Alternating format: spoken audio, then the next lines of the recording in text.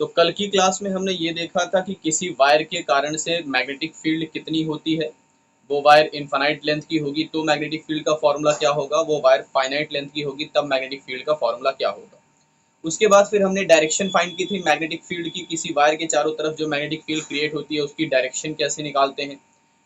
Right hand thumb rule क्या होता है, उसके बाद फिर हमने पढ़ा कि राइट हैंड थंब रूल के बाद राइट हैंड पाम रूल हमने पढ़ा। राइट हैंड पाम रूल पढ़ने के बाद फिर हमने मैक्सवेल्स का स्क्रू लॉ पढ़ा। तो ये 3 रूल्स हमने पढ़ लिए थे। किसी वायर के कारण से मैग्नेटिक फील्ड फाइंड करने का क्या रूल होता है, ये रूल्स हमने फाइंड किए थे।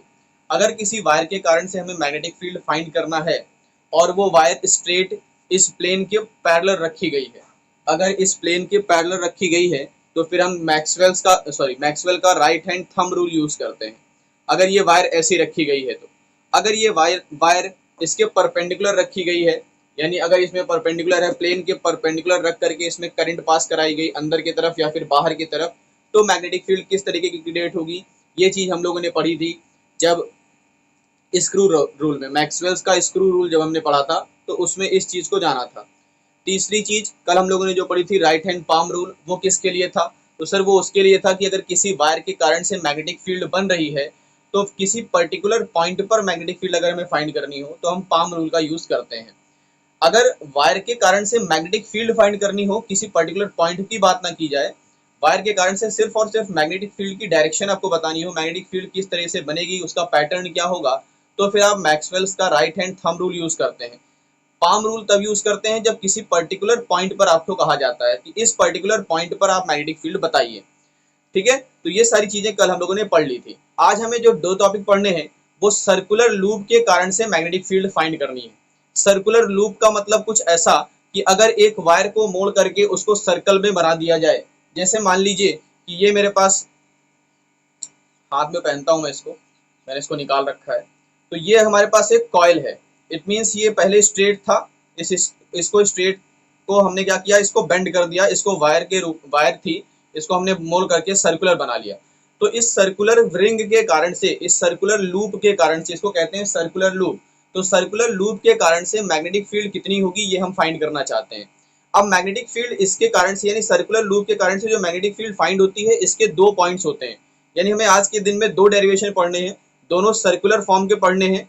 और दोनों सर्कुलर फॉर्म में पढ़ने का मतलब कि सिर्फ और सिर्फ क्या क्या पढ़ना है, सर्कुलर फॉर्म में 2 पॉइंट्स हमें पढ़ने हैं। पहला पॉइंट पढ़ना है कि सेंटर पर मैग्नेटिक फील्ड क्या होगा, ये जो सर्कुलर लूप क्रिएट हो रहा है इसके सेंटर पर मैग्नेटिक फील्ड कितना होगा, ये हमें फाइंड करना है।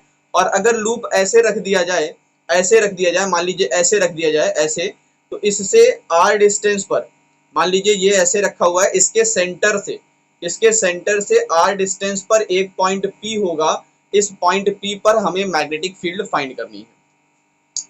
समझ में आया कि हमें 2 डेरिवेशन पढ़ने क्या क्या है। आज के दिन में हमें ये पढ़ना है कि स्ट्रेट वायर के लिए हमने पढ़ लिया, अगर स्ट्रेट वायर को मोड़ करके सर्कुलर फॉर्म दे दिया जाए कुछ इस तरीके से, तो सर्कुलर फॉर्म देने के बाद इसके सेंटर पर मैग्नेटिक फील्ड कितना होगा, और सेंटर से आर डिस्टेंस पर एक पॉइंट अगर पी दे दिया जाए तो उस पॉइंट पर मैग्नेटिक फील्ड क्या होगी, ये आज का हमारा टॉपिक होगा पढ़ने के लिए। यही 2 टॉपिक आज हम पढ़ेंगे। क्लियर है सभी को, समझ में आया क्या पढ़ना है आज हमें।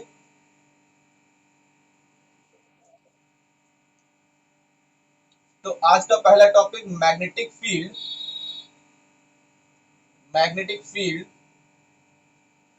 Eight centre of circular current loop. दिख रहा है सभी को, फ्रेम से बाहर तो नहीं गए, नहीं, सही है। Magnetic field at centre of current carrying या circular current loop. Circular current loop के सेंटर पर मैग्नेटिक फील्ड कितनी होगी ये हम फाइंड करना चाहते हैं, सेंटर पर। उस सेंटर से आर डिस्टेंस पर जो पॉइंट पी होगा उसका डेरिवेशन इसके बाद समझेंगे। पहले सेंटर पर मैग्नेटिक फील्ड फाइंड कर लेते हैं कि सेंटर पर मैग्नेटिक फील्ड किस तरीके से फाइंड होगी। तो मान लीजिए ये एक सर्कुलर लूप है, मान लेते हैं कि ये एक सर्कुलर लूप है, इसमें करंट फ्लो कर रहे हैं, ये सर्कुलर लूप दिखाइए, सर्कुलर लूप आपको ऐसे कुछ, इसमें करंट पास किया कुछ इस डायरेक्शन में, आई करंट इस डायरेक्शन में होते हुए जाती है और वापस से इस डायरेक्शन में वापस चली आती है, कुछ ऐसे। समझ में आया? सर्कुलर करंट लूप का मतलब हमें क्या करना है, इस सेंटर पर यहाँ पर मैग्नेटिक फील्ड फाइंड करनी है। इस सेंटर ओ पर हमें मैग्नेटिक फील्ड फाइंड करनी है। इस सेंटर ओ पर हमें मैग्नेटिक फील्ड फाइंड करनी है। तो हमने मान लिया कि ये जो सर्कुलर लूप है, इस सर्कुलर लूप को हमने बहुत छोटे छोटे एलिमेंट्स में डिवाइड कर दिया। हमने क्या किया, इस सर्कुलर लूप को बहुत छोटे छोटे एलिमेंट्स में डिवाइड कर दिया, जिसकी लेंथ हमने क्या मान ली, एक छोटा सा एलिमेंट ले लिया, बहुत छोटा सा एलिमेंट हमने ले लिया। उस एलिमेंट का नाम दिया, उस एलिमेंट की लेंथ कितनी है सर, डीएल लेंथ है उस एलिमेंट की, जैसा हम लोग करते चले आ रहे हैं। तो एक छोटा सा एलिमेंट हमने डीएल ले लिया, इस डीएल को हमने कहाँ से ऐड कर दिया, इस सेंटर से ऐड कर दिया। यही तो करते चले आ रहे हैं भाई। बायोट और सेवर्ट ने क्या बताया था कि एक वायर ले लीजिए, एक वायर में छोटा सा लेंथ एलिमेंट ले करके जिस पॉइंट पर हमें मैग्नेटिक फील्ड फाइंड करनी है, उस पॉइंट को लेंथ एलिमेंट से जोड़ दीजिए। यही डिस्टेंस तो आपकी आर होती थी। तो यहाँ पर डिस्टेंस किसके बराबर होगी सर, रेडियस के बराबर होगी। बिल्कुल सही बात है, आर के बराबर हो गई। इसमें कोई दिक्कत है किसी को अभी तक जो मैंने समझाया? फिर उसके बाद थीटा क्या होता था, तो थीटा होता था सर लेंथ एलिमेंट, और जो लेंथ एलिमेंट को हमने पॉइंट ओ से जोड़ा है, ये जो लाइन क्रिएट हो रही है, इस लाइन के बीच का एंगल होता था। बायोट सेवर्ट ने यही तो बताया था। तो बताइए, ये लेंथ एलिमेंट है, लेंथ एलिमेंट की डायरेक्शन कुछ ऐसी होगी, ये दिख रही है आपको लेंथ एलिमेंट की डायरेक्शन, और जो आर है ये रेडियस दिख रहा है। भाई यही तो होता था, लेंथ एलिमेंट की जो लेंथ हो रही है और जो लेंथ एलिमेंट को पॉइंट से जोड़ा गया है, उस लाइन के बीच में जो एंगल बनता है वही तो थीटा होता था। तो यहाँ पर ये लाइन जोड़ रहे हैं, ये लाइन आर हमारी रेडियस है और ये वाली लाइन हमारी डीएल है। अब बताइए डीएल और आर के बीच में कितना एंगल है, डीएल और आर के बीच में कितना एंगल है? गुड। कितना एंगल है बेटा, 90 डिग्री एंगल है, क्योंकि जो डीएल है वो किस तरह से बिहेव कर रहा है, एज अ टेंजेंट बिहेव कर रहा है। जो डीएल है वो टेंजेंट की तरह बिहेव कर रहा है, और हम ये जानते हैं कि किसी सर्कल की टेंजेंट रेडियस पर परपेंडिकुलर होती है। तो ये रेडियस है और ये टेंजेंट हो गई, यानी डीएल जो है वो टेंजेंट हो गया, और टेंजेंट जो होती है वो रेडियस पर परपेंडिकुलर होता है। इसका मतलब ये हुआ कि हमें थीटा की वैल्यू कितनी मिल गई, 90 मिल गई। थीटा की वैल्यू 90 मिल गई। अब हम क्या करें, अब हम क्या करते हैं सर, इस छोटे से एलिमेंट के कारण से जो मैग्नेटिक फील्ड क्रिएट हो रही है, वो मैग्नेटिक फील्ड फाइंड कर लेते हैं। तो बायोट और सेवर्ट ने हमें बता रखा है कि इस छोटे से एलिमेंट के कारण से जो मैग्नेटिक फील्ड बनेगी वो डीबी होगी, और उसका फॉर्मूला होगा mu naught upon 4 pi ideal sine theta upon R square. यही तो होती थी। तो डीबी इक्वल्स टू आ जाएगा mu naught upon 4 pi I DL upon R square, क्योंकि साइन थीटा, थीटा की वैल्यू 90 और साइन 90 की वैल्यू 1 होती है। तो इसलिए से क्या हो गया, mu naught upon 4 pi I DL upon R square. ये एक छोटे से एलिमेंट के कारण से मैग्नेटिक फील्ड मिल गया हमें। कहां पर मैग्नेटिक फील्ड फाइंड किया हमने, सेंटर पर फाइंड कर लिया। सेंटर पर मैग्नेटिक फील्ड फाइंड किया इस छोटे से एलिमेंट के कारण से। अगर हमें पूरे वायर के कारण से मैग्नेटिक फील्ड फाइंड करनी है तो हमें क्या करना पड़ेगा, इंटीग्रेशन करना पड़ेगा। यानी मैग्नेटिक फील्ड जो है वो इंटीग्रेट कर दें किसको, डीबी को इंटीग्रेट कर देते हैं। चलिए डीबी को इंटीग्रेट करते हैं, क्योंकि ये क्लोज्ड लूप है, इसके एंड पॉइंट्स नहीं है। क्योंकि ये क्लोज्ड लूप है, इसके कोई एंड पॉइंट नहीं है, इसलिए इसमें हम लिमिट्स नहीं अप्लाई कर सकते। लिमिट तब अप्लाई करते हैं जब ओपन लूप होता है। यहाँ पर क्लोज्ड लूप है, तो यहाँ पर कोई इसकी एंड पॉइंट और स्टार्टिंग पॉइंट तो आप डिफाइन कर नहीं सकते, तो इसलिए इसकी कोई फिक्स नहीं होगी, इसका कोई लिमिट नहीं होगा।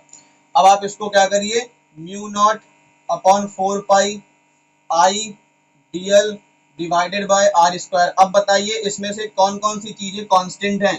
भाई म्यू नॉट अपॉन 4 पाई तो कांस्टेंट हो गया, हम करंट चेंज कर नहीं रहे हैं तो यानी आई भी कांस्टेंट हो गया। क्या सर्कुलर रूप की रेडियस चेंज होगी, सर रेडियस तो चेंज होगी नहीं, आप करंट कितना भी बढ़ाते रहिए मैग्नेटिक फील्ड पर कोई फर्क नहीं पड़ने, मतलब मैग्नेटिक फील्ड चेंज नहीं होगी, रेडियस तो हम चेंज कर ही नहीं रहे हैं। तो क्या बच गया, अब डीएल बचा, यानी क्या बच रहा है, डीएल बच रहा है। भाई डीएल को ही तो इंटीग्रेट करना है, ये छोटा सा लेंथ, ये छोटा सा लेंथ, ये बहुत सारे छोटे से लेंथ, तो क्या रखेंगे भाई, 2 पाई आर, फॉर्मूला होता है डीएल, यानी इंटीग्रेशन हो जाएगा डीएल का, यहां से यहां तक पूरी लेंथ की लंबाई, और पूरी लेंथ की लंबाई कितनी है, 2 पाई आर होती है, सरकमफ्रेंस हम पढ़ रखे हैं पहले से। तो बी इज इक्वल टू मिल गया सर म्यू नॉट अपॉन 4 पाई, क्या मिल गया, आई मिल गया अपॉन आर स्क्वायर, और मिल गया 2 पाई आर, यही तो मिला। 2 पाई आर नहीं दिख रहा है क्या, अब दिख रहा है, हाँ लिखा था बेटा, वो बाहर चला गया था, कैमरे से बाहर चला गया था, ठीक है।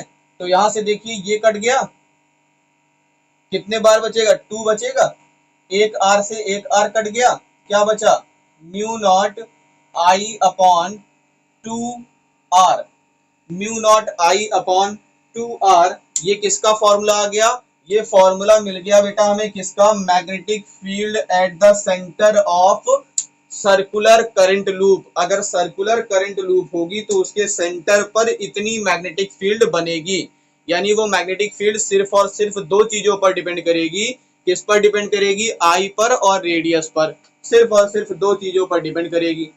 आई बात समझ में, जल्दी से इसको स्क्रीनशॉट ले लीजिए। तो अगली हेडिंग चलते हैं, हम लोग पढ़ते हैं,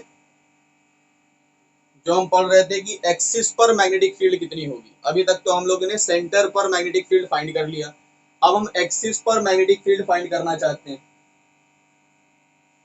एक्सिस पर मैग्नेटिक फील्ड फाइंड करना चाहते हैं भाई।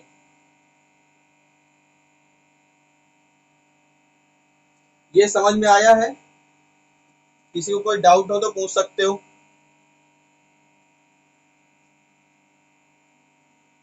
रफ करें।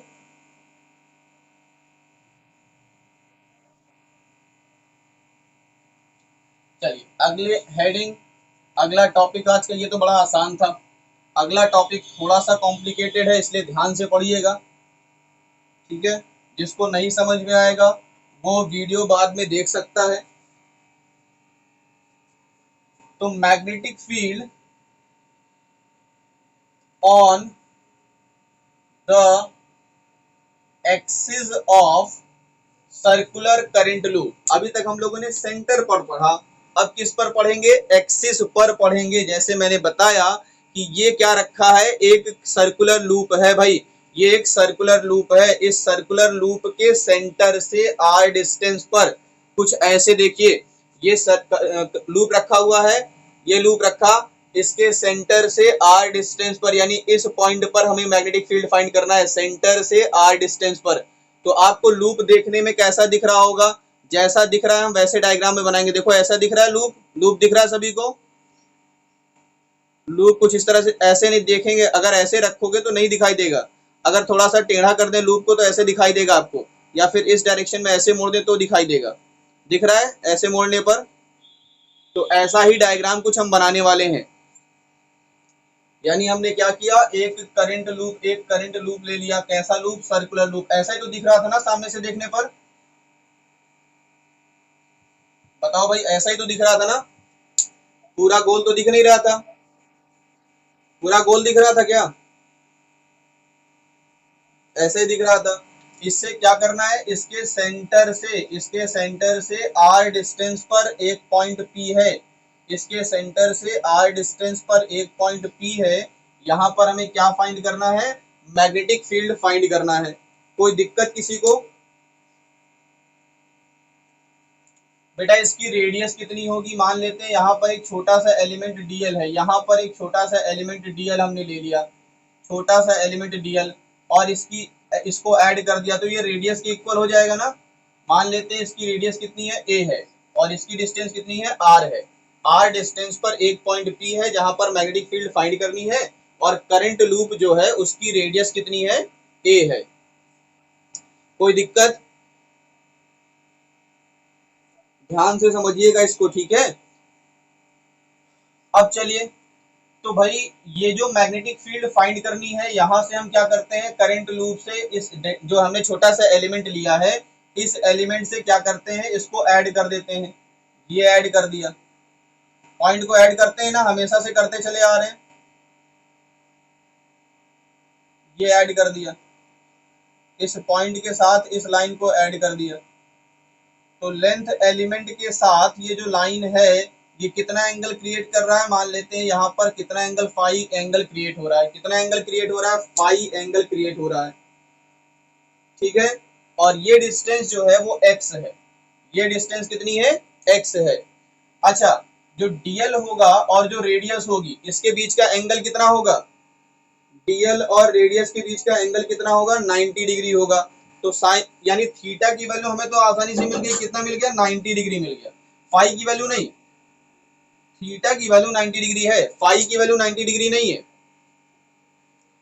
तो इसके कारण से जो मैग्नेटिक फील्ड बनेगी उसकी डायरेक्शन क्या होगी, इसके कारण से जो मैग्नेटिक फील्ड बनेगी, इस छोटे से एलिमेंट डीएल के कारण से यहाँ पर जो मैग्नेटिक फील्ड बनेगी उसकी डायरेक्शन क्या होगी, तो सर उसकी डायरेक्शन होगी परपेंडिकुलर टू दिस लाइन, इस लाइन के परपेंडिकुलर। अब इस लाइन के परपेंडिकुलर यानी मैग्नेटिक फील्ड ऐसे बनेगी डीबी, किसके कारण से, इसके कारण से मैग्नेटिक फील्ड इतनी बनेगी परपेंडिकुलर डायरेक्शन में। उसी तरीके से इसके सिमेट्रिकल,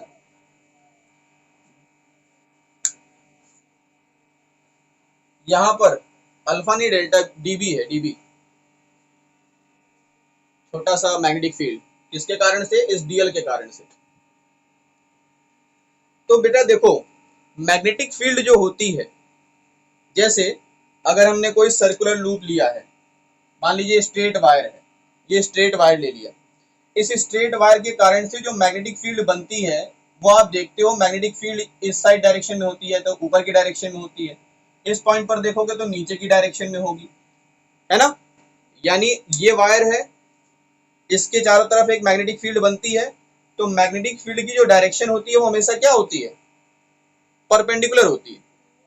जो हमारा लेंथ एलिमेंट बन रहा है इसके परपेंडिकुलर, तो इस पॉइंट पर जो मैग्नेटिक फील्ड होगी वो इस लाइन से जोड़ने वाली लाइन के क्या होगा, परपेंडिकुलर होगा, यानी ये एंगल 90 डिग्री का होगा, ठीक है। अब चलिए, अगर हम इसके सिमेट्रिकल यानी इस लेंथ एलिमेंट के जस्ट अपोजिट भी तो एक लेंथ एलिमेंट ले सकते हैं, इस लेंथ एलिमेंट के जस्ट अपोजिट एक लेंथ एलिमेंट ले सकते हैं या नहीं ले सकते, बताओ भाई। ये अगर करंट लूप है, ये एक लूप है, करंट लूप है, अगर यहाँ पर हमने लेंथ एलिमेंट माना है यहाँ पर, तो इसके जस्ट अपोजिट साइड यहाँ पर भी तो लेंथ एलिमेंट मान सकते हैं। अगर यहाँ पर एक लेंथ एलिमेंट मानेंगे तो इसके जस्ट अपोजिट यहाँ पर भी एक लेंथ एलिमेंट होगा।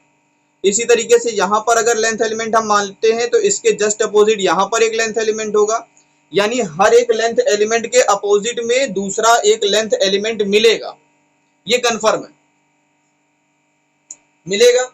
तो चलिए भाई, यहाँ पर एक लेंथ एलिमेंट हमने ड्रॉ कर लिया, काम वही होगा, यहां से लेंथ एलिमेंट को जोड़ेंगे, अब जोड़ देंगे तो ये वाला लेंथ एलिमेंट भी एंगल फाई ही क्रिएट करेगा, जाहिर सी बात है फाई एंगल क्रिएट करेगा ना।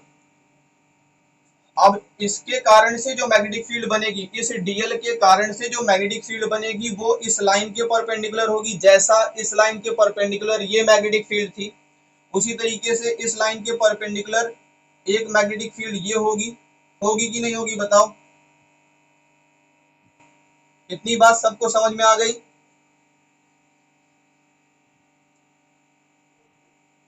अब अगर हम इस डीबी के कंपोनेंट्स ब्रेक करें, 11th क्लास में वेक्टर पढ़ा था, resolution of vector, components of vector, vector को क्वांटिटी को दो कंपोनेंट्स में ब्रेक करना हमने सीखा था। तो हमने ये जाना था कि अगर डीबी है तो डीबी के दो कंपोनेंट्स होंगे, एक परपेंडिकुलर डायरेक्शन में और एक हॉरिजॉन्टल डायरेक्शन में, होंगे कि नहीं होंगे। अगर ये एंगल फाई है तो ये एंगल फाई होगा, और ये एंगल फाई है तो ये एंगल फाई होगा। अब देखिए, ये एंगल फाई हो गया तो ये क्या होगा, डीबी कॉस फाई होगा, और ये वाला क्या होगा, डीबी साइन फाई होगा। इसका कंपोनेंट होगा डीबी कॉस फाई और इसका कंपोनेंट होगा dB sin फाई। तो आप ये देख रहे हैं कि dB cos फाई ये वाला और dB cos फाई ये वाला एक दूसरे को कैंसिल कर देगा और dB sin फाई जो है वो ऐड हो जाएगा। तो इस तरह से अगर हम डिफरेंट डिफरेंट एलिमेंट ले, यहाँ पर एक एलिमेंट ले, फिर यहाँ पर, फिर यहाँ पर, फिर यहाँ पर, हर एक एलिमेंट लेंगे तो उसके अपोजिट में एक दूसरा एलिमेंट मिलना तय है, उसके अपोजिट में दूसरा एलिमेंट मिलना तय है, और दोनों के जो मैग्नेटिक फील्ड होंगे उसके जो हॉरिजॉन्टल कंपोनेंट होंगे यानी कॉस वाले कंपोनेंट जो होंगे वो एक दूसरे को कैंसल आउट करते रहेंगे। सिर्फ और सिर्फ जो वर्टिकल कंपोनेंट होंगे सभी एलिमेंट के वर्टिकल कंपोनेंट आपस में जुड़ते चले जाएंगे, सभी एलिमेंट आपस में जुड़ते चले जाएंगे, यानी जो टोटल मैग्नेटिक फील्ड होगा वो सभी एलिमेंट के ये जो वर्टिकल कंपोनेंट हैं इसके सम के बराबर ही तो होगा। इतनी बात क्लियर हुई जो मैंने कही, क्योंकि बहुत इंपॉर्टेंट है इसको ये टॉपिक समझना। अगर इतना समझ में आ जाएगा तो डेरिवेशन में कुछ फिर रखा नहीं है। डेरिवेशन में बस इतना समझना है कि ये डायग्राम किस प्रकार से बना है, कैसे डायग्राम बनाया गया है, डायग्राम बनाने के बाद उसके बाद इसके कंपोनेंट्स को किस तरह से आप सॉल्व करते हो। ये चीज अगर आपको याद हो तो हम लोगों ने इलेक्ट्रिक फील्ड में भी फाइंड किया था। अगर आपको याद होगा इलेक्ट्रिक फील्ड भी हमने फाइंड की था on the axis of circular loop के एक्सिस पर हमने इलेक्ट्रिक फील्ड भी फाइंड की थी। उसी तरीके से हम मैग्नेटिक फील्ड फाइंड कर रहे हैं, सेम वही कॉन्सेप्ट है। वहां पर भी हमने कंपोनेंट्स ब्रेक किए थे, कंपोनेंट्स को ब्रेक करने के बाद उनको ऐड किया था। बस फर्क वहां पर यह था कि वहां पर हॉरिजॉन्टल कंपोनेंट्स ऐड होते थे, वर्टिकल कंपोनेंट कैंसिल हो जाते थे। इस यहाँ पर मैग्नेटिक फील्ड जब फाइंड कर रहे हैं तो हॉरिजॉन्टल कंपोनेंट कैंसिल हो रहे हैं और वर्टिकल कंपोनेंट ऐड हो रहे हैं। बस दोनों डेरिवेशन में इतना सा फर्क है। तो अगर इतना समझ में आ गया हो, जो मैंने कहा हॉरिजॉन्टल कंपोनेंट और वर्टिकल कंपोनेंट की बात इतनी समझ में आ गई हो, तो मैं आगे सॉल्यूशन बढ़ाऊं। तो चलिए इस छोटे से एलिमेंट के कारण से मैग्नेटिक फील्ड लिखते हैं। कितनी मैग्नेटिक फील्ड होगी? इस छोटे से एलिमेंट के कारण से जो मैग्नेटिक फील्ड होगी उसकी वैल्यू होगी dB। कितना होगा भाई? Mu naught upon 4 pi I dl sine theta upon X square. R square नहीं लिख सकते, आर स्क्वायर तो यहाँ से यहाँ तक की डिस्टेंस है ना, एक्स स्क्वायर लिख रहे हैं क्योंकि इस एलिमेंट की डिस्टेंस इस पॉइंट से कितनी मान रखी है हमने? एक्स मान रखी है। तो कितनी हो गई भाई? यहाँ पर एक्स स्क्वायर हो गई। अब साइन थीटा की वैल्यू कितनी है? 90 डिग्री। तो साइन 90 की वैल्यू कितनी हो गई? 1 हो गई। तो dB की वैल्यू आ गई mu naught upon 4 pi I dl upon X square. इतना किसी को दिक्कत हो इतने में तो बताओ, होनी नहीं चाहिए। अच्छा, जो टोटल मैग्नेटिक फील्ड होगी वो क्या होगी भाई? जो टोटल मैग्नेटिक फील्ड होगी वो क्या होगी? तो सर जो टोटल मैग्नेटिक फील्ड होगी इस पूरे लूप के कारण से वो होगी B is equal to integration of dB। भाई dB का इंटीग्रेशन कर दें, लेकिन dB का नहीं, किसका इंटीग्रेशन करना पड़ेगा? dB साइन फाई का इंटीग्रेशन करना पड़ेगा, क्योंकि dB साइन थीटा नहीं बेटा, साइन फाई। थीटा अलग है, फाई अलग है। थीटा यहाँ क्रिएट हो रहा है, फाई यहाँ क्रिएट हो रहा है। थीटा हमने ये माना था, देखो ये ऐसे और ये 90 डिग्री क्रिएट हो रहा है, तो ये थीटा डिग्री है। ठीक है, यहां से ये dl हो गया और ये रेडियस के साथ एंगल कितना बना रहा है? 90 डिग्री।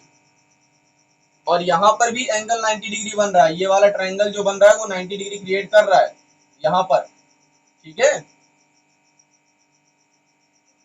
चलो तो dB साइन फाई को इंटीग्रेट करना पड़ेगा और dB की वैल्यू है कितनी? Mu naught upon 4 pi I dl upon X square.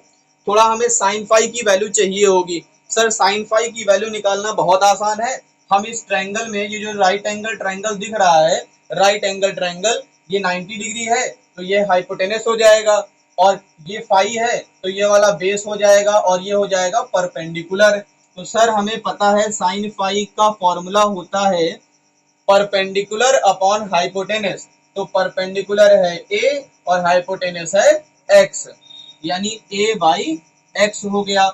अब हम क्या करते हैं? b की वैल्यू फाइंड कर सकते हैं। b की वैल्यू आ जाएगी integration of mu naught upon 4 pi I dl upon X square multiply by a upon x.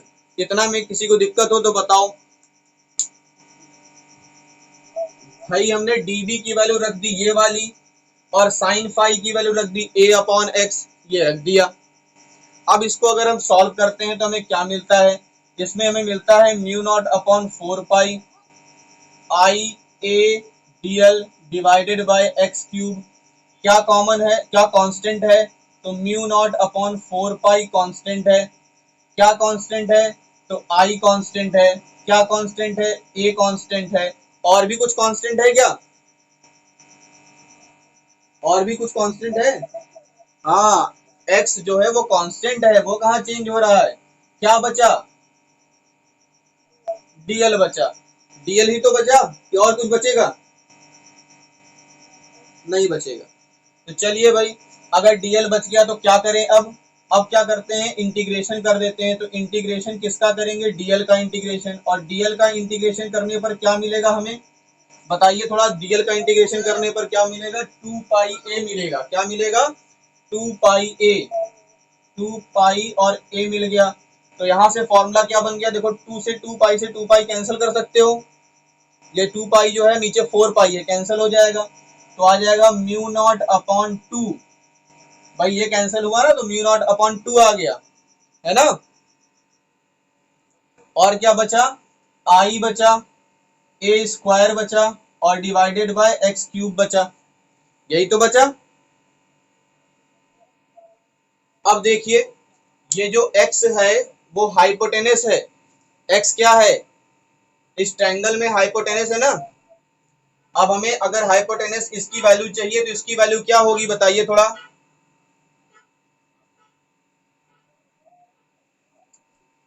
भाई X square equals to R square plus A square होगा।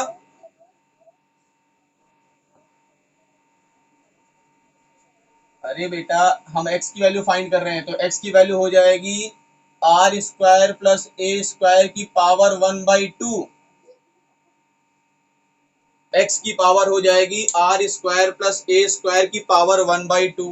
अब x की वैल्यू उठा करके यहाँ रख दीजिए, तो फॉर्मूला आपको मिल जाएगा b is equals to mu naught I A square divided by 2 R square plus A square की पावर 3/2। ये हो गया फॉर्मूला किसका, किसका फॉर्मूला, मैग्नेटिक फील्ड का।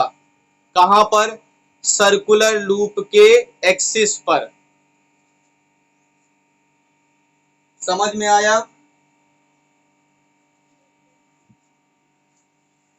चलिए, अगर देखो यहां से अगर हम सेंटर पर लूप फाइंड कर, सेंटर पर मैग्नेटिक फील्ड फाइंड करना चाहें तो इसी फॉर्मूले से फाइंड कर सकते हैं। इसी फॉर्मूले की हेल्प से अगर हम सेंटर पर मैग्नेटिक फील्ड फाइंड करना चाहें, जैसा हमने प्रीवियस डेरिवेशन में किया था, सेंटर पर मैग्नेटिक फील्ड फाइंड किया था, तो हम इस डेरिवेशन की हेल्प से भी सेंटर पर मैग्नेटिक फील्ड फाइंड कर सकते हैं। कैसे, बहुत आसान है।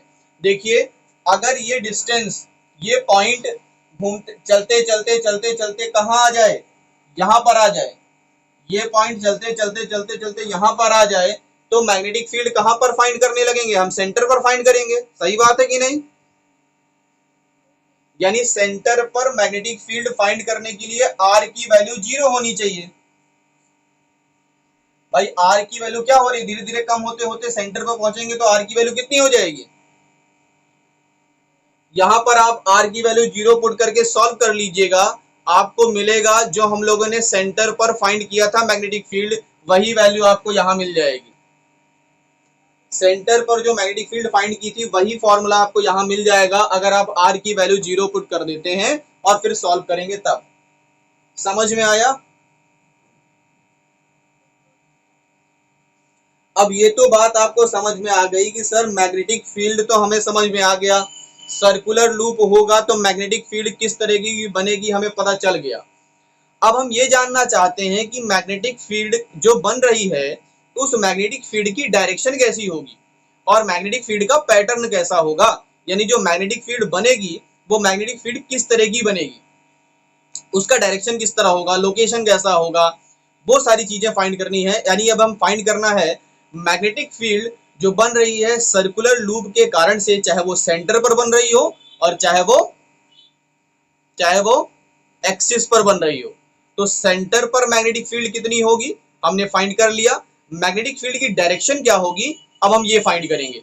साथ ही साथ एक्सिस पर हमने मैग्नेटिक फील्ड फाइंड कर ली, तो एक्सिस पर मैग्नेटिक फील्ड की डायरेक्शन कैसी होगी अब हम ये फाइंड करेंगे। तो इतना रफ करें और आपको डायरेक्शन बताते हैं मैग्नेटिक फील्ड के कारण मैग्नेटिक फील्ड की डायरेक्शन क्या होगी on circular current loop.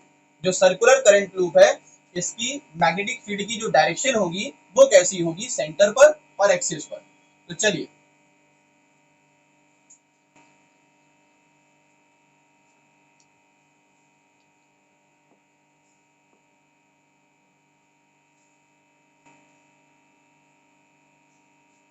Magnetic field अच्छा चैप्टर है, टॉपिक अच्छे अच्छे हैं, मजेदार टॉपिक है अगर आपको इंटरेस्ट के साथ आप लोग पढ़ोगे तो। क्योंकि है क्या, मैग्नेटिक फील्ड या मैग्नेटिक्स जो ऐसा टॉपिक है फिजिक्स का जिसमें हर एक टॉपिक एक दूसरे से रिलेटेड है, एक दूसरे से क्रम में चलता चलता है। यानी सबसे पहले हमने पढ़ा क्या कि मैग्नेटिक फील्ड होती क्या है, फिर मैग्नेटिक फील्ड बनती कब है ये हमने पढ़ लिया जैसे ऑरस्टेड ने बताया था। ऑरस्टेड के बाद बायोट सेवर्ट ने ये बताया कि मैग्नेटिक फील्ड होती कितनी है, वैल्यू कैसे फाइंड करते हैं। फिर मैक्सवेल ने डायरेक्शन बता दी। अब स्ट्रेट वायर के कारण से हमने मैग्नेटिक फील्ड फाइंड की, स्ट्रेट वायर के कारण चाहे वो इनफाइनाइट लेंथ की हो या फाइनाइट लेंथ की हो। फिर उसके बाद हम लोगों ने एक डेरिवेशन और किया, उस वायर को सर्कुलर लूप में कन्वर्ट कर दिया, सर्कुलर लूप के सेंटर पर फाइंड किया, सर्कुलर लूप से सेंटर से आर डिस्टेंस पर एक पॉइंट था वहां पर मैग्नेटिक फील्ड फाइंड की। तो देखो सब सीरियल वाइज चलता चला जा रहा है। अब सर्कुलर लूप के कारण से जो मैग्नेटिक फील्ड बनेगी उसकी डायरेक्शन कैसे फाइंड करेंगे ये अब हम फाइंड करना चाहते हैं। तो सब एक सीरियल में चलता जाएगा, आप एक एक टॉपिक पढ़ते जाइए, सब एक दूसरे से रिलेटेड मिलेंगे आपको। यही खूबी है मैग्नेटिक्स की, मैग्नेटिक्स बहुत स्मूथली चलता है। यानी एक एक टॉपिक आपको क्लियर करना करते करते चलिए, आगे के टॉपिक के बारे में आपको हिंट मिलता चला जाएगा कि सर इतना तो हो गया, अब आगे क्या होगा, ये सारी चीजें आप पढ़ सकते हैं अगर आप ध्यान पूर्वक पढ़े तो। लेकिन अच्छे बच्चे हो आप लोग, मैं आगे क्या कहना चाहता हूँ आप समझदार हो। चलिए, तो हमारा टॉपिक था कि डायरेक्शन कैसे फाइंड होगी अगर कोई सर्कुलर लूप है तो चलिए देखते हैं सर्कुलर लूप के कारण से डायरेक्शन कैसी होगी, मैग्नेटिक फील्ड का पैटर्न कैसा होगा। सबसे पहले पैटर्न देख लेते हैं फिर डायरेक्शन बाद में देखेंगे। तो चलिए ये है सर्कुलर लूप, ये है एक सर्कुलर लूप, करंट यहाँ पास हो रही है ऐसे और ये वापस आ जा रही है करंट नीचे की डायरेक्शन में, नीचे की डायरेक्शन में वापस आ गई। यहाँ पर करंट की डायरेक्शन क्या होगी भाई, आई होगी, और इसमें करंट की डायरेक्शन नीचे की तरफ होगी। बिल्कुल सही बात है कि नहीं बात है, बताओ ये इतना सही है कि नहीं, किसी को कोई दिक्कत इतने में। अच्छा बताओ, अगर इसको हम स्ट्रेट वायर की तरह बिहेव करें, इसको अगर हम स्ट्रेट वायर की तरह देख लें, थोड़ा सा स्ट्रेट वायर की तरह देख लीजिए इसको, और इसको भी स्ट्रेट वायर की तरह देख लीजिए। तो अगर हम इसको स्ट्रेट वायर की तरह देखते हैं तो मैग्नेटिक फील्ड स्ट्रेट वायर के कारण से मैग्नेटिक फील्ड कैसे फाइंड कर रहे थे बताइए। स्ट्रेट वायर अगर थी, इसमें अगर करंट पास कर रहे हैं तो इसके कारण से जो मैग्नेटिक फील्ड बनती थी वो किस प्रकार से फाइंड करते थे, उसका रूल क्या था। हाँ, राइट हैंड थंब रूल, बिल्कुल सही बात है। राइट हैंड थंब रूल, हम क्या करते थे, इस वायर को होल्ड करते थे राइट हैंड से, अंगूठा कहाँ रहता था, करंट की डायरेक्शन में। तो उंगलियां जिस डायरेक्शन में मुड़ती हैं वो मैग्नेटिक फील्ड की डायरेक्शन होती है। तो चलिए अगर हम इसको ऐसे पकड़ लेते हैं, यहाँ से करंट ऊपर की डायरेक्शन में है तो मैग्नेटिक फील्ड कुछ ऐसे बनेगी, मैग्नेटिक फील्ड कुछ ऐसे बनेगी। यानी यहाँ से अगर हम देखें तो कुछ ऐसे पैटर्न में मैग्नेटिक फील्ड बनती हुई दिखाई देगी। किस तरह से, सर्कुलर फॉर्म में। ये देखिए सर्कुलर फॉर्म में मैग्नेटिक फील्ड यहाँ पर बनती हुई दिखाई देगी।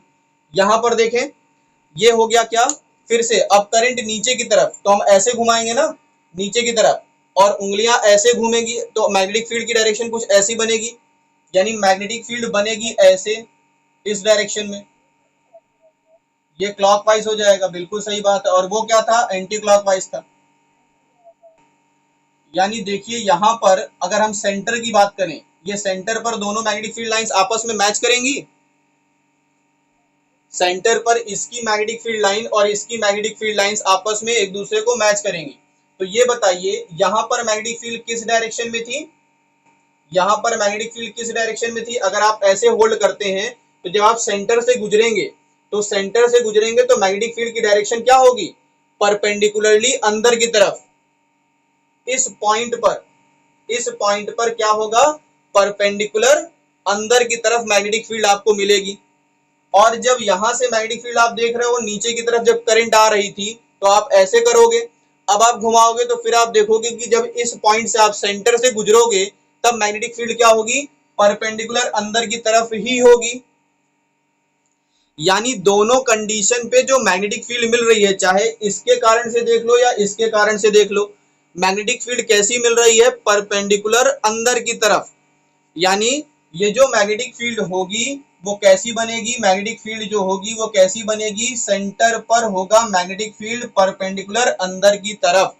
और अगर ये ध्यान रखिएगा, अगर आपको किसी पॉइंट पर मैग्नेटिक फील्ड बताना है, अगर किसी पॉइंट पर मैग्नेटिक फील्ड बताना है और वो मैग्नेटिक फील्ड या तो परपेंडिकुलर अंदर की तरफ निकल रही है या परपेंडिकुलर बाहर की तरफ आ रही है, तो आपको नोटेशन याद रखना है कि जब अगर मैग्नेटिक फील्ड इस प्लेन के परपेंडिकुलर अंदर की तरफ होगी तो मैग्नेटिक फील्ड को क्रॉस से दिखा। चलिए, तो हम ये बता रहे थे कि अगर आपको मैग्नेटिक फील्ड शो करना है और मैग्नेटिक फील्ड परपेंडिकुलर अंदर की तरफ है तो मैग्नेटिक फील्ड को परपेंडिकुलर अंदर की तरफ दिखाने के लिए आप किस साइन का यूज करेंगे, क्रॉस का यूज करेंगे। यानी आपको जहां पर किसी बुक में आप पढ़ रहे हो और बुक में आपको ये क्रॉस दिख जाए तो समझ लीजिएगा कि मैग्नेटिक फील्ड कैसी है, मैग्नेटिक फील्ड परपेंडिकुलर अंदर की तरफ है, वो प्लेन के परपेंडिकुलरली अंदर की तरफ है।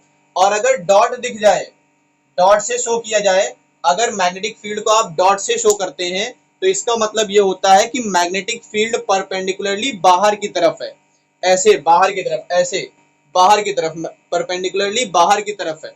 अगर मैग्नेटिक फील्ड की डायरेक्शन को आपको शो करना है परपेंडिकुलरली इनवर्ड तो आप क्या करिए, क्रॉस से शो करिए। और अगर आपको मैग्नेटिक फील्ड की डायरेक्शन को शो करना है परपेंडिकुलरली आउटवर्ड तो आप किससे शो करेंगे, डॉट से शो करेंगे, पॉइंट से शो करेंगे। क्लियर हो गया। अब बात यह आती है कि ये तो बात हो गई करंट लूप की मैग्नेटिक फील्ड का पैटर्न। अब हम ये जानना चाहेंगे कि जो करंट लूप है, यानी करंट लूप में अगर करंट हम क्लॉकवाइज जा रहे हैं, यानी करंट हमारी क्लॉकवाइज जा रही है, देखिए क्लॉकवाइज जा रही है, और अगर यही लूप ऐसा हो जाए, यही लूप बेटा ऐसा हो जाए कि करंट अब इस डायरेक्शन में जाए, ऐसे करंट यहां से जाए इस डायरेक्शन में और वापस चले जाए इस डायरेक्शन में, तो जो सेंटर पर मैग्नेटिक फील्ड होगी वो सेंटर पर मैग्नेटिक फील्ड कैसी होगी, परपेंडिकुलरली आउटवर्ड होगी। सेंटर पर जो मैग्नेटिक फील्ड की डायरेक्शन होगी वो परपेंडिकुलरली आउटवर्ड होगी अगर एंटी क्लॉकवाइज डायरेक्शन में करंट पास करेगी तो। और करंट अगर लूप में हमें देखने पर क्लॉकवाइज डायरेक्शन में दिख रही हो तो समझिए कि सेंटर पर मैग्नेटिक फील्ड कहाँ होगी, अंदर की तरफ, सेंटर पर परपेंडिकुलरली इनवर्ड और परपेंडिकुलरली आउटवर्ड होगी अगर ये एंटी क्लॉकवाइज करंट लूप में हमें दिखाई देगी। यानी लूप को हम सामने से देखें और हमें करंट दिखाई दे एंटी क्लॉकवाइज डायरेक्शन में तो हम कहेंगे मैग्नेटिक फील्ड जो होगी वो परपेंडिकुलरली आउटवर्ड होगी। और अगर क्लॉकवाइज डायरेक्शन में हमें करंट दिख जाए तो आप ये कहेंगे कि जो सेंटर पर मैग्नेटिक फील्ड होगी वो परपेंडिकुलरली इनवर्ड होगी, अंदर की तरफ होगी। ये दो चीजें आपको याद रखना है। साथ ही साथ आपको ये याद रखना है कि अगर सर्कुलर लूप में क्लॉकवाइज डायरेक्शन में करंट दिख रही है तो वो सामने से देखने पर कौन सा पोल दिखाई देगा, नॉर्थ पोल या साउथ पोल। तो आपको पोल के बारे में भी जानना है। तो भाई अगर लूप हमें ऐसा दिख रहा है और करंट क्लॉकवाइज डायरेक्शन में है तो लूप को ये कौन सा फेस दिखेगा, कौन सा पोल बताएगा। और अगर क्लॉकवाइज डायरेक्शन में करंट फ्लो हो रहा है, clockwise direction anti clockwise direction में सॉरी अगर एंटी क्लॉकवाइज डायरेक्शन में करंट फ्लो हो रहा है तो कौन सा पोल बनेगा, नॉर्थ पोल या साउथ पोल। तो बेटा अगर देखने पर करंट सामने से देखने पर लूप के सामने से आप देखिए लूप को और लूप आपको सामने से देखने पर दिखाई दे क्लॉकवाइज डायरेक्शन में करंट, करंट अगर क्लॉकवाइज डायरेक्शन में होगी तो वो कौन सा पोल होगा, वो होगा बेटा साउथ पोल, वो होगा बेटा साउथ पोल। और अगर कोई दिखाई दे एंटी क्लॉकवाइज डायरेक्शन में, एंटी क्लॉकवाइज डायरेक्शन में घूमता हुआ करंट दिखाई दे तो वो होगा क्या, नॉर्थ पोल, वो क्या होगा, नॉर्थ पोल होगा, वो होगा बेटा नॉर्थ पोल। कैसे याद किया हमने, मैंने कैसे याद किया, तो बेटा देखो ये क्लॉकवाइज डायरेक्शन में है, क्लॉकवाइज डायरेक्शन में आप एस बनाइए, एस जैसे ही बनाएंगे तो आपको दिखेगा कि ये वाली एरो और ये वाली एरो का डायरेक्शन सेम आ रहा है, और आप जब क्लॉकवाइज बनाएंगे तो इस वाली एरो और ये वाली एरो का डायरेक्शन सेम मिल जाएगा, यानी अगर इस डायरेक्शन में बनेगा क्लॉकवाइज डायरेक्शन में होगा तो साउथ पोल। और जब आप एंटी क्लॉकवाइज चल रहे थे तो जब आप एन बनाएंगे तो एन की डायरेक्शन में ये वाली डायरेक्शन और इस एरो का डायरेक्शन सेम है, उसी तरीके से इस एंड पर देखिए तो एन बनाने पर ये जो डायरेक्शन है इस एरो की डायरेक्शन और इस एरो की डायरेक्शन सेम है, यानी हमने ये जाना कि एंटी क्लॉकवाइज डायरेक्शन में अगर फ्लो हो रही है करंट तो वो बनाएगा नॉर्थ पोल, और क्लॉकवाइज डायरेक्शन में करंट फ्लो होगी तो वो बनाएगा साउथ पोल। तो आज के दिन में हमने दो टॉपिक पढ़े, क्या क्या पढ़ लिया सर, सर्कुलर लूप के कारण से मैग्नेटिक फील्ड सेंटर पर कितनी होती है, मैग्नेटिक फील्ड सेंटर पर ना फाइंड करके अगर हम ऑन द एक्सिस फाइंड करना चाहें तो उसका फॉर्मूला हमने पढ़ लिया। साथ ही साथ हमने ये जान लिया कि अगर कोई करंट लूप है उसमें हम करंट पास कर रहे हैं तो उसका मैग्नेटिक फील्ड का पैटर्न कैसा बनेगा, और सेंटर पर मैग्नेटिक फील्ड कैसी होगी। सेंटर पर मैग्नेटिक फील्ड या तो इनवर्ड होगी या तो आउटवर्ड होगी, अगर क्लॉकवाइज डायरेक्शन में है तो सर इनवर्ड होगी, परपेंडिकुलरली इनवर्ड होगी, और अगर एंटी क्लॉकवाइज डायरेक्शन में है तो परपेंडिकुलरली आउटवर्ड होगी। ये हमने जान लिया।